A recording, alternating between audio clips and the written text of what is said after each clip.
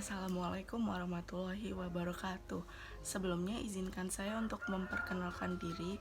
Nama saya Safira Frinka Tulip dengan nomor pokok mahasiswa 2035 1651 6200. Pada video kali ini saya buat untuk memenuhi tugas 1 mata kuliah Ilmu Psikologi.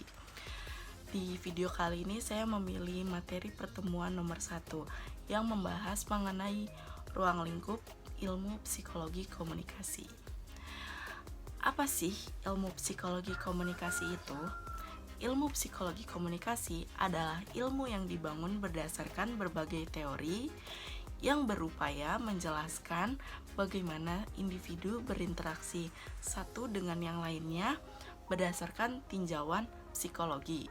Berikutnya ada individu sebagai komunikator yang nantinya akan saya jabarkan.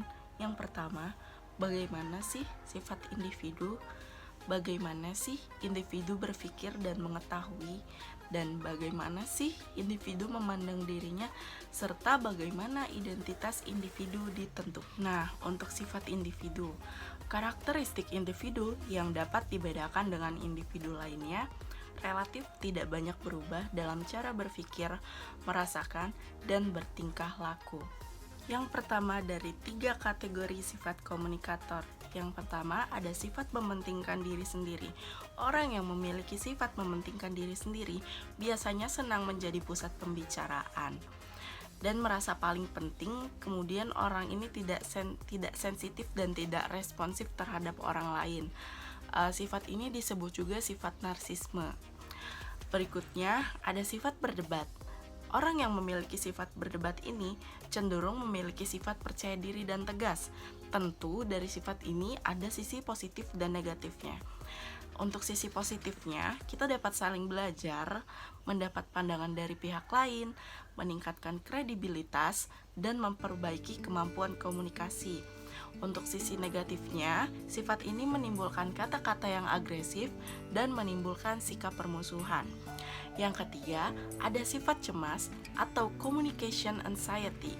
Ini adalah kecemasan dalam berkomunikasi. Si orang yang memiliki sifat ini biasanya cenderung melakukan penghindaran sosial, mengalami kecemasan sosial, kecemasan interaksi, dan sifat malu. Berikutnya berkaitan dengan 3 kategori sifat komunikator tadi, ada model faktor sifat atau Diekman. Yang pertama ada sifat neurotisisme. Sifat ini kecenderungan merasakan emosi negatif dan perasaan tidak bahagia. Yang kedua ada sifat ekstraversi. Sifat ekstraversi ini kecenderungan untuk senang bergaul, menyukai kelompok lain, percaya diri, dan berpikir optimis. Yang ketiga ada sifat terbuka. Sifat terbuka ini memiliki daya imajinasi, perhatian pada perasaan, dan berpikir bebas. Yang keempat ada sifat setuju. Menyukai atau bersimpati kepada orang lain, suka menolong, dan menjauhi diri dari konflik. Yang kelima, ada sifat hati-hati. Sifat hati-hati ini cenderung disiplin, teratur, dan menyelesaikan tugas dengan tuntas. Nah, faktor Diekman yang telah saya jabarkan tadi berkaitan juga dengan sifat individu. Tadi ada 3 sifat individu kan, sifat mementingkan diri sendiri, sifat berdebat, dan juga sifat cemas. Untuk sifat mementingkan diri sendiri, ini memiliki rasa neurotisisme yang menengah, rasa ekstraversi yang tinggi, terbuka yang rendah, setuju yang rendah, dan juga hati-hati yang tinggi. Untuk yang berikutnya, sifat berdebat.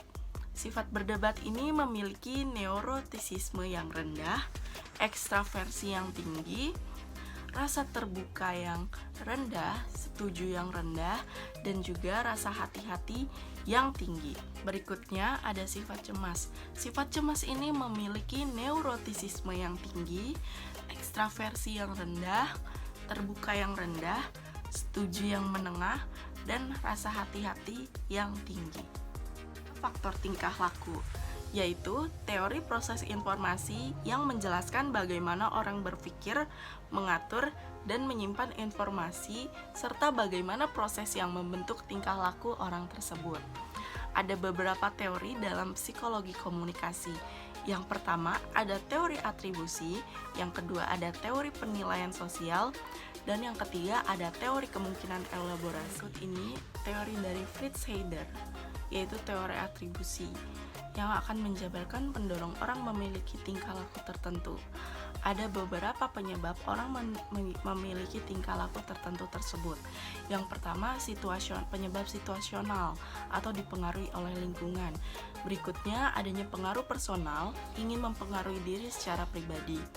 Yang ketiga, memiliki kemampuan, kita merasa mampu untuk melakukan sesuatu tersebut.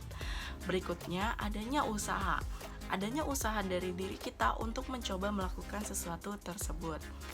Yang berikutnya, memiliki keinginan, adanya keinginan untuk melakukan sesuatu tersebut. Yang berikutnya, adanya perasaan tertarik dan suka untuk menyukai sesuatu tersebut gitu. Ada rasa memiliki ini rasa ingin memiliki sesuatu tersebut.